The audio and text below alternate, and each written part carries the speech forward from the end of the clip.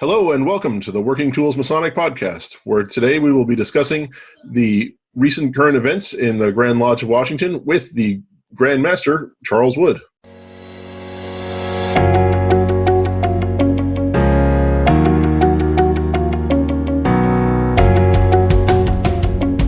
Ladies and gentlemen, brethren all, welcome to the Working Tools Podcast, a casual conversation around Freemasonry. First, it's important to note that our opinions and thoughts are our own and do not reflect those of our Grand Lodge or respective craft or concordant bodies. Please connect with us and ask questions, either here on YouTube or on our Facebook page. We'd also appreciate a thumbs up and especially any comments on our videos.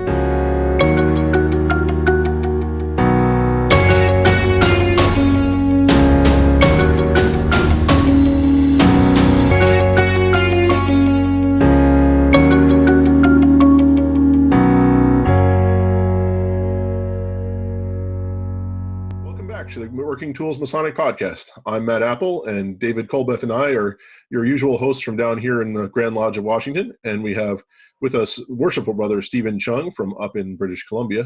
And today we have a most special guest. We have Most Worshipful Brother Charles Wood, the Grand Master of the Most Worshipful Grand Lodge of Washington. Welcome, Most Worshipful Sir.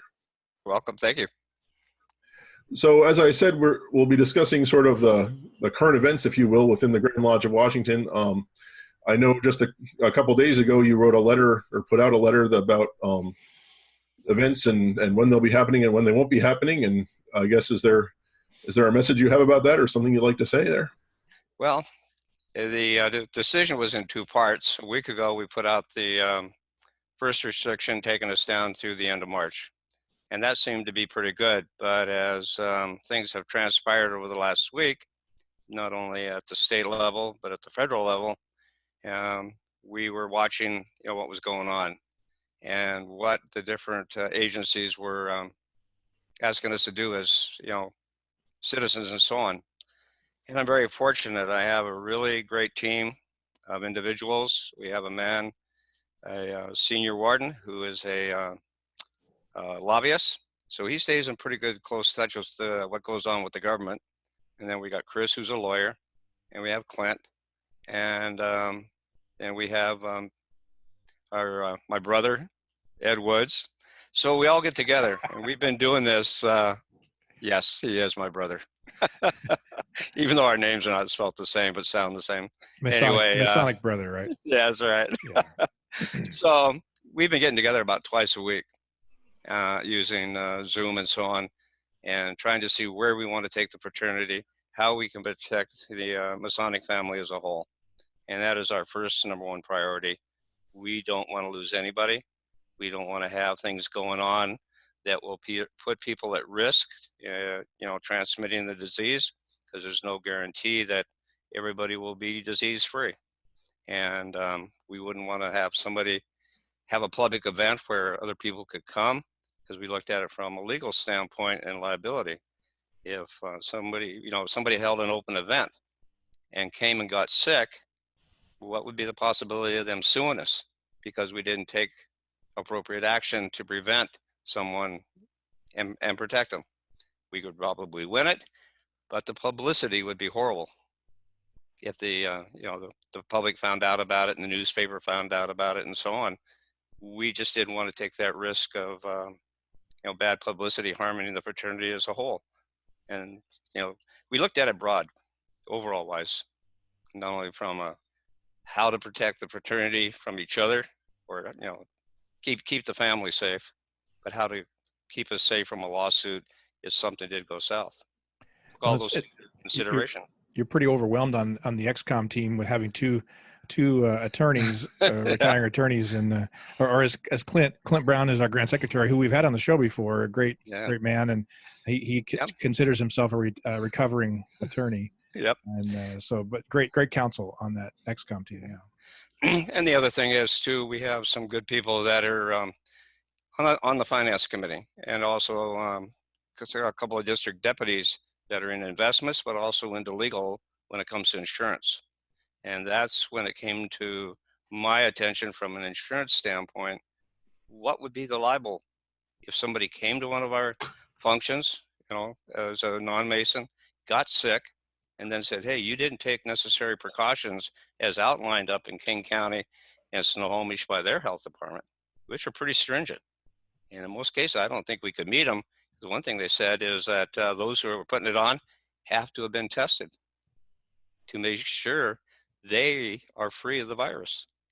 And how many of the leaders have actually, of our different organizations, have went in and got a test. I mean, you have to have symptoms, from what I understand, before they'll actually test you. Anyway, it just wasn't worth the risk to lose anybody and have any of our great family get sick. And that was my number one priority. I guess I skipped over the important part of the intro here, that the letter that was sent out, just to clarify to our brothers up in BC and Yukon and elsewhere who may not be following the polity of Washington Freemasonry, the letter prohibits in-person meetings for Masons until the current one until May 1st. And it also, there are some provisions in there for, one of which at least I'm grateful for the lodges to pay bills and stuff, because our lodge had a couple of bills come due and things like that. And we can do not in-person meetings like this electronically, but we're not supposed to be meeting face-to-face and shaking hands for the time being. Yep, and that was all in the last one that went out yesterday. And we figured, the sooner we get it out, if any brothers had anything scheduled for the weekend, at least they had more than a one-day notice to cancel it, and they could stop it. I canceled last weekend. I had three district meetings scheduled, one on a Friday, one Saturday morning, one Saturday afternoon, but I canceled them on Thursday. And so they were able to get with two of them got with their caterers and stop the catering. And they were able to, walk away without having to be penalized. Oh, that's good. On this show, we'll probably get the show out early, probably not late Friday night, but early Saturday morning, so the guys can listen. People around listen to it, and so it's pretty timely. We were going to record this on Wednesday, and when you called and said that we weren't going to have that, I said, "Oh, there must be something big happening." And of course, that's when the letter came out. So that's right. It was timely. We got together Wednesday night and kicked this thing around in depth. It was about a 1-hour session, and everybody gets feed in. Everybody gets to bring a point. And when it's all said and done, it's a team effort, and everybody is included in it. So if anybody gets asked of the team, we all have the same story, and we've come to the same decision as a team, and not just somebody mandating that's the way we're going to do it. Because that way you get buy-in. Yeah, and really, it was an example that needed to be set, or a line that needed to be drawn and put out there. Yeah. And our Grand Master here in British Columbia had put out a letter on the 10th advising us to use our own best judgment, and that he would waive any dispensation requirements, to not have regular meetings, and so on. And pretty much that effectively started a snowball effect of lodges announcing that they were going dark. And I guess the other day he put out another one stating that he canceled all Grandmaster activities and any other Masonic activities in our jurisdiction. A day before he did that, Scottish Rite came down and did the same thing, no Scottish Rite activities in Canada. And I think, that was a smart move. We had a big social event planned for tonight, actually, and it was our big whiskey tasting night, and a lot of guys didn't want to cancel it, and there was only 30 tickets sold, and it was getting down to the wire, and the government made the decision for us when we couldn't have more than 10. But I tell you, those guys were hell bent on having it go. Young and invincible, right? Everybody just get onto Zoom and everybody could have their shot and it'd be all good. Yeah. Well, we had some really good education lined up for that. Two of our brothers in our district are distillers, and so it's going to be quite the education night. But that's okay. After I made the decision a week ago, Thursday night, Friday morning, I had a call from the Most Worshipful Grandmaster Ron Eggers Friday morning saying, "Hey, way to go." And he asked me how I came about the decision. And, I told him, how I came about it with a team effort.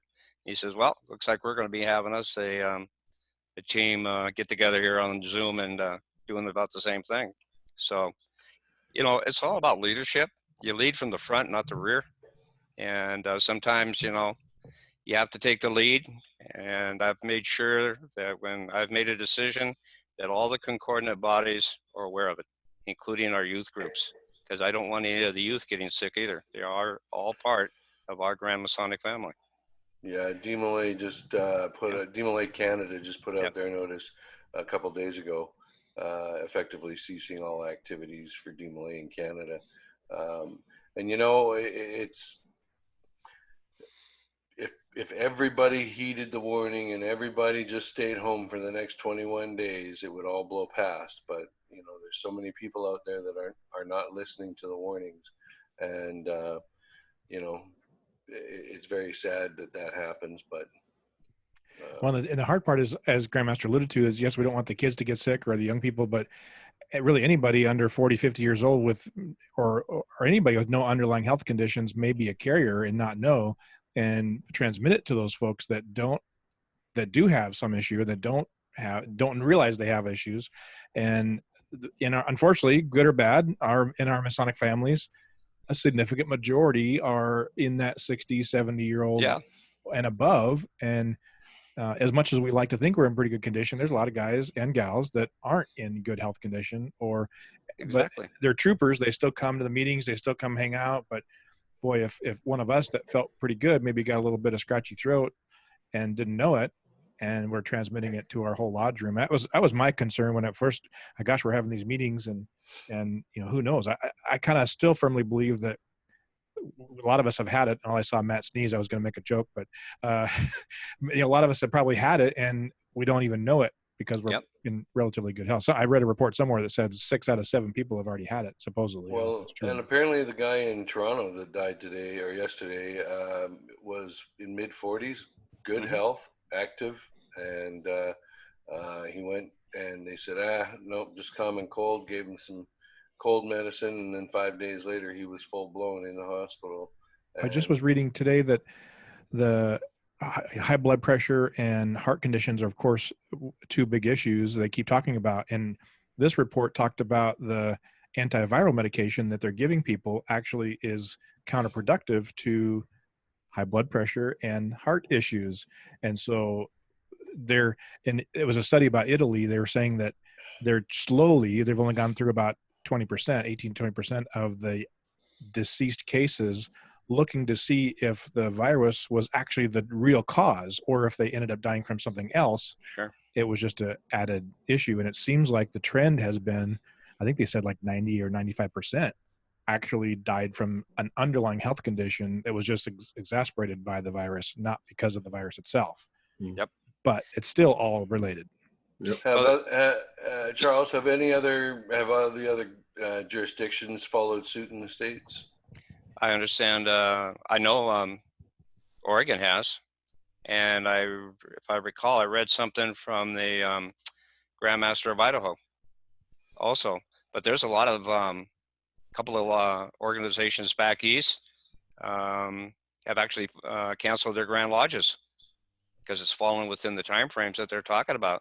So we are right now, we are kicking around, and we've had conference on that conference calls about how we're going to be handling Grand Lodge if in fact this goes into June.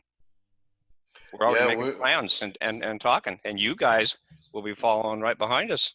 Yeah. And I know Oregon's talking about it because they're right before us. And there are ways I think we can handle Grand Lodge, or you just flat postpone it. But those decisions will be made by the Grand Masters in their areas and what their code allows them to do. But the code is only a guide; it's not a rule. It's just a guide. That actually brings up an interesting question. Go ahead. to play devil's advocate for a minute, is there a portion of the code that permits the Grand Master to cancel lodge meetings or to move things around? Or you talking about Grand Lodge or your lodge? Either way. There is one in the code that allows, okay, the code does not allow me to supersede or override your bylaws. Those are your bylaws. Those are your guides. I have no power to, to supersede those things. But that being said, the lodges themselves, there is in the code that allows you to cancel a stated meeting if it is hazardous because of weather. And I've already suggested to a couple of brothers who have complained. I said, if you don't like what the code says, how do you fix the code? Matt, question for you. How do you fix the code? Well, will you submit a resolution? There you go. I hear we have a few coming up in Grand Lodge. So I said, if you don't like that, okay, revise the code to put in something along the fact you can cancel your lodge meeting when there is a hazardous health condition or whatever. State of emergency, maybe. There, an emergency, whatever. But something in there that would allow, if we had it right now, you guys wouldn't have to worry about it, because you could just say, hey, we got this health situation up here. The state's under, not rule yet, is putting out guidelines. That's why when I saw what was happening up in King County and Snohomish County, I said, you know what? This is getting bad. Yeah. And we all looked at it. And there's no way you could even begin to comply with some of their stuff. You had to go in and wipe everything down and make it all sterile before the meeting and then clean it all up after the meeting. I mean, sometimes lodges don't even clean up when they leave. You would think Right? that since the master is charged with complying with the local magistrates, that a state of emergency, whether it's city or county or federal, federal, would fall under that. Well, we all take an obligation when we become the master of the lodge, and I did when I became Grand Master. Yeah. To live by those things that are mandated by the legal authorities over us. You mentioned talking to the other jurisdictions, the Grand Masters. Just a show or two ago, we had Most Worshipful Jim Mendoza on to talk about the Conference of Grand Masters, because he's the ambassador and for our upcoming to the state, and we hope that everybody will stay on next week. We're gonna have a real show with the Grand Master about his year, and magically he'll be wearing the same shirt, so will we. But it'll probably air next week or in a couple weeks. But he was talking about Conference of Grand Masters, and that there's this Western Conference of Grand Masters that's made up of California, Oregon, Washington, and such, Hawaii. And so does the Western Conference of Grand Masters, do you all communicate more regularly about stuff like this, or is it only really at that event? Usually it's just at that event. But like I said, I've been talking to the guy, the individual down in Oregon, because I have a good, working relationship with him. We go way back. I'm sure that if a grandmaster called in another jurisdiction next door and said, hey, what are you guys doing? Yeah. It would be shared. But no, nothing at this time, no. Nothing formal anyway. Okay. Excuse me a minute. Yeah. No, I'm not getting sick. I was there. We got to test him. One thing about it doesn't go through the internet, does it? Well, here's hoping. So I imagine you haven't had any blowback from that decision.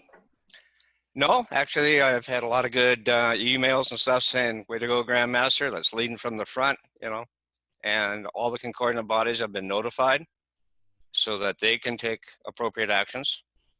And I hope that they're following the same guidelines we are. Yeah, as far as we know, we had our little update earlier in the week, and as far as we know, almost all the concordant groups have now done something similar. Yeah.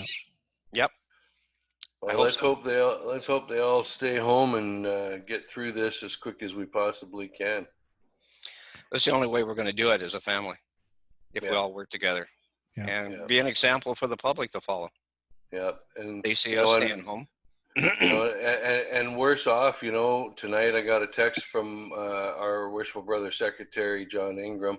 Apparently his house burnt to the ground on last Sunday, and they've lost everything.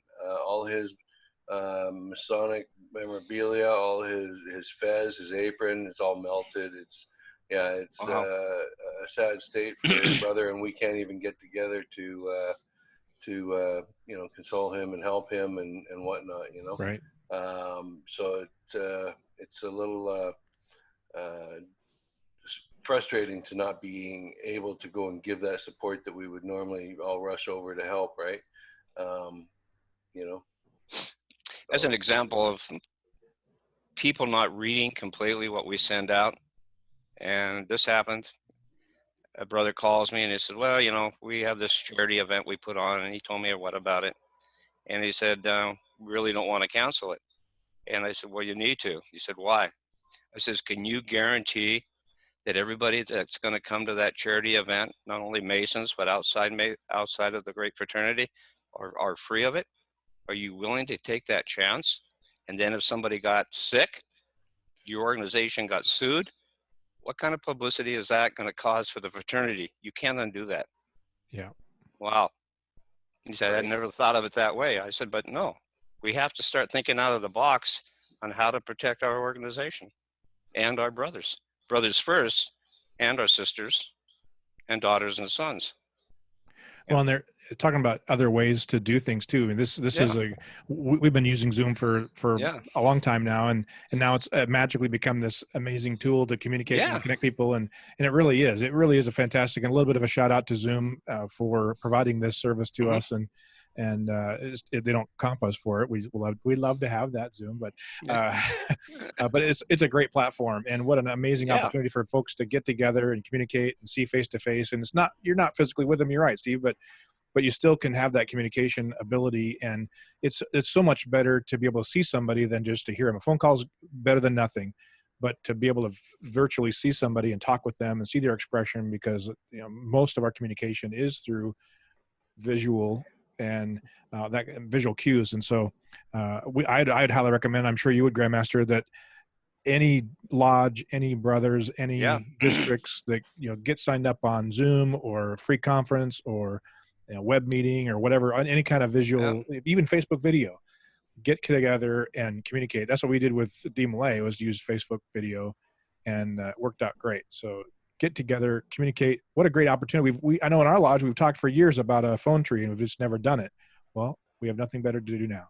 Yeah, our lodge is forming one right now. And who's going to call this guy? I don't know. You want to call him? So, yep. Perfect. Well, I've also heard of education going on using, Zoom, Skype, GoToMeeting, whatever. This is kind of a good time to break out of the norm of a meeting. It's a good time for those. There are two lodges, at least that I'm aware of, that where the lodge, it's a virtual lodge where they only meet online. So they've got a leg up there. Is it Castle Island Virtual Lodge in Manitoba, and I think it's Endeavour Lodge down in Victoria, Australia. Yep.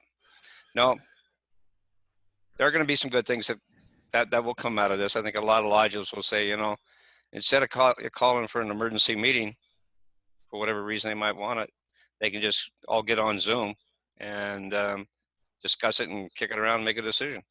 Maybe Washington should have the Matthew J. Appel Lodge of Awesome, and we'll have to start that one on virtually. we could do that. I heard that the Matthew J. Lodge of Awesome is going to be a great thing. A lot of education directly from the Matt Appel himself. Exactly. And, it's one of those well sought after things, that education. So I might sign up for that lodge. Right? Well, education has a place, and it's needed, because I wrote an article one time where I said, if all you do is open a lodge, pay bills, go downstairs, drink cold coffee, and eat stale donuts, how many guys want to come and do that when they can stay home? Right. Yeah, it's about providing value. Really, we've talked around this idea before in other shows, that what is a lodge for? The only reason a lodge has a charter is so they can make Masons.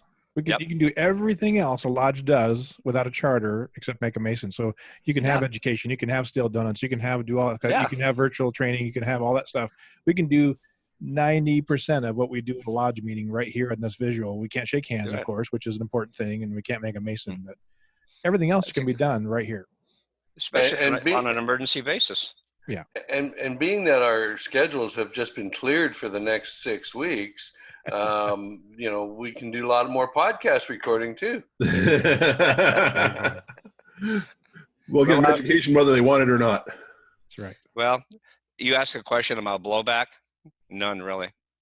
Excellent. People have said, hey, great, we got to watch out for each other, and it's better to lead from the front than lead from the rear end. And I believe an ounce of precaution is worth about 10 pounds of cure. Yes. And with that, we really want to thank you for making the time to come up onto our podcast and share your words and wisdom and your story. And I look forward to the next segment of hearing about your year and not including any of this virus stuff. So, well, let me just say this: the decisions that have been made by a team that works together, and we all are looking out for the best that we can do to protect our members, concordant body members, and the fraternity as a whole. We don't want to lose anybody because we weren't prepared. Well, we weren't prepared anyway, but now that we know, we don't want to do anything that will cause us to lose somebody. It's not worth it. Hear, hear. And on that note, on behalf of David Colbeth and myself and Steve Chung, thank you, Most Worshipful Sir, for coming on our podcast today. And we'll be back soon with episode 2 of our conversation with Most Worshipful Brother Charles Wood. Thank you, sir. Have a good day, everybody.